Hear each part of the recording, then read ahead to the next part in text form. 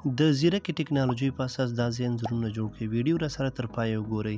کروم براوزر ته به راشئ. په کروم براوزر کې به تاسو ایمیج کریټور یا مایکروسافټ بینګ ایمیج کریټور کلیک کړئ. له هغې څخه به وروسته تاسو ته یو لینک راشي.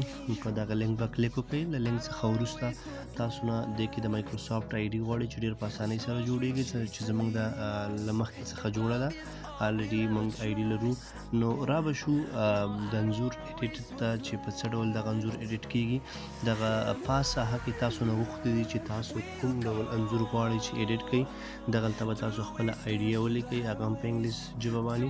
موږ ورته دغه لیکنه وکړله چې د دغه په اساس باندې تاسو کولی شئ چې خپل نوم هم چینج کړئ یا خپل نوم پکې ولیکئ چې په هغه باندې تاسو ته انځور جوړ کړي. کریټ باندې به کلیک کړئ. له کریټ څخه وروسته زموږ انځور جوړېږي.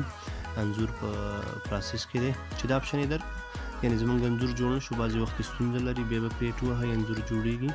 نو د انځور د جوړېدو څخه وروسته تاسو ګورئ چې زموږ انځور په های کوالټۍ کې موږ ته تیار شو. نو هغه څه چې ما لیکلي وو د همغې په اساس ماته انځور جوړ شو.